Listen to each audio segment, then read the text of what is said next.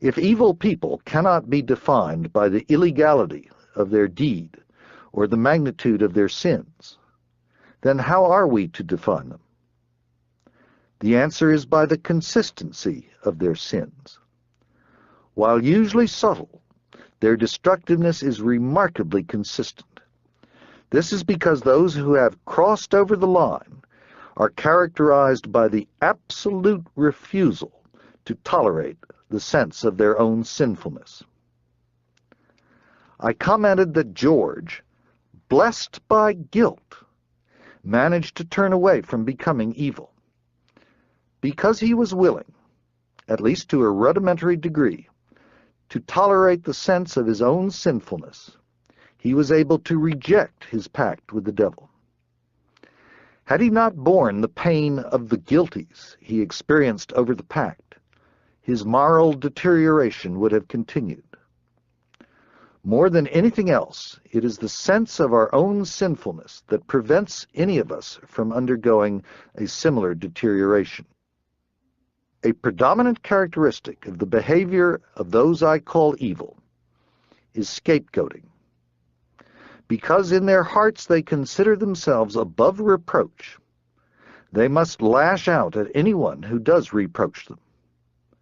They sacrifice others to preserve their self-image of perfection. Evil, then, is most often committed in order to scapegoat, and the people I label as evil are chronic scapegoaters. They attack others instead of facing their own failures. As life often threatens their self-image of perfection, evil people are often busily engaged in hating and destroying that life, usually in the name of righteousness. The fault, however, may not be so much that they hate life as that they do not hate the sinful part of themselves.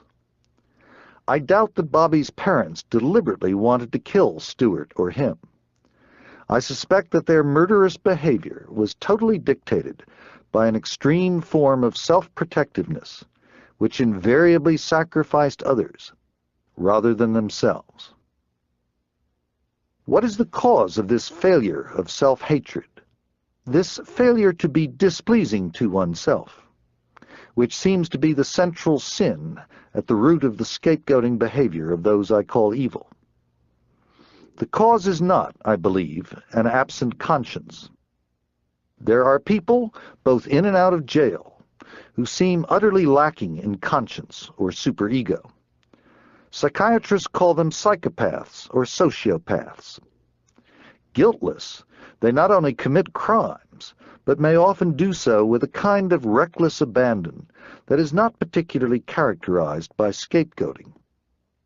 This is hardly the case with those I call evil. Utterly dedicated to preserving their self-image of perfection, they are unceasingly engaged in the effort to maintain the appearance of moral purity. They worry about this a great deal. They are acutely sensitive to social norms and what others might think of them. Like Bobby's parents, they dress well, go to work on time, pay their taxes, and outwardly seem to live lives that are above reproach. The words image and appearance and outwardly are crucial to the understanding of the morality of the evil. While they seem to lack any motivation to be good, they intensely desire to appear good. Their goodness is all on a level of pretense. It is, in effect, a lie. This is why they are called the people of the lie. Actually, the lie is designed not so much to deceive others as to deceive themselves. They cannot or will not tolerate the pain of self-reproach. The decorum with which they lead their lives is maintained as a mirror in which they can see themselves reflected righteously. Yet the self-deceit would be unnecessary if the evil had no sense of right and wrong. We lie only when we are attempting to cover up something we know to be illicit. Some rudimentary form of conscience must precede the act of lying. There is no need to hide unless we first feel that something needs to be hidden. We come now to a sort of paradox. I have said that evil people feel themselves to be perfect.